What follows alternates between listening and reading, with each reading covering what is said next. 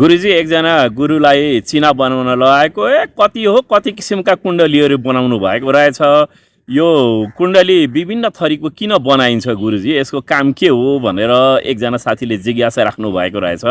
त मित्र, जन्म कुण्डलीलाई हामी 2 भागमा अथवा 3 भागमा पनि विभाजन गरेर हेर्न सक्दछौँ। यसको विभिन्न किसिमको कुण्डलीहरूको चाहिँ विभिन्न किसिमको प्रयोजन हुन्छ। अब संक्षिप्तमा भन्दा अब सबै कुण्डलीको बारेमा यहाँ विवेचना गर्न सम्भव पनि हुँदैन, तर पनि सारभूत रूपमा भनौँ, हामीले जन्म लग्न कुण्डली बनाउँछौँ। जन्म लग्न कुण्डलीले चाहिँ के गर्छ भने व्यक्तिको जीवनको आधारभूत विषयमा सारा कुराहरूलाई साङ्गोपाङ्गो रूपमा समष्टिगत रूपमा अध्ययन गर्ने काम गर्दछ।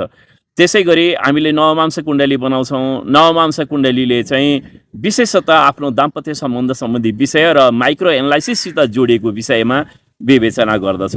हामीले सूर्य कुण्डली बनाउँछौँ। सूर्य कुण्डलीले व्यक्तिको आत्मा, अधिकार, प्रतिष्ठासित जोडिएका विषयमा एनालाइसिस गर्नुपर्ने कुराहरूलाई विवेचना गर्ने सामर्थ्य राख्दछ। त्यसै गरी हामीले अर्को एउटा चन्द्र कुण्डली भन्ने पनि बनाउँछौँ। चन्द्र कुण्डलीले चाहिँ व्यक्तिको मन र भावना सम्बन्धी विषयहरूलाई राम्रोसँगले विवेचना गर्ने सामर्थ्य राख्दछ। त्यसै गरी हामी होरा कुण्डली भन्ने पनि बनाउँछौँ। होरा कुण्डलीले धन, सम्पत्ति, ऐश्वर्य सम्बन्धी कुराहरूलाई विवेचना गर्दछ। दृष्काण कुण्डलीले दाजुभाइ, पराक्रम सम्बन्धी विषयलाई राम्रोसँग एनालाइसिस गरेर देखाउन सक्दछ। सप्तमांश कुण्डली भन्ने पनि बनाउने चलन छ। यसले सन्तान सम्बन्धी विषयमा राम्रो एनालाइसिस गर्दछ।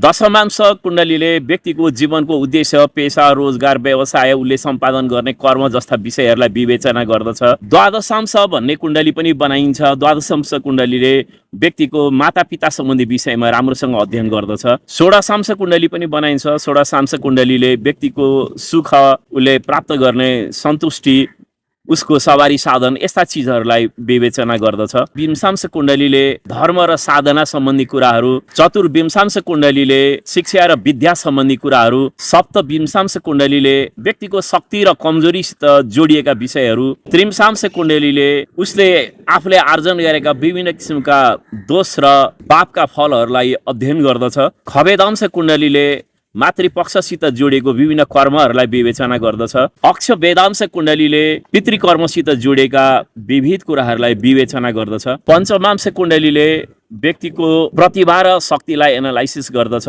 षष्ठांश कुण्डलीले व्यक्तिले के कस्ता किसिमका रोगहरू भविष्यमा प्राप्त गर्न सक्दछ र उसले मुद्दा मामिला, शत्रुताहरू यस्तो के कस्तो प्राप्त गर्दछ भविष्यमा भन्ने कुरालाई विवेचना गर्दछ। एकादशांश कुण्डलीले व्यक्तिले आर्जन गर्ने लाभ, आय, यस्ता कुराहरूलाई विवेचना गर्दछ।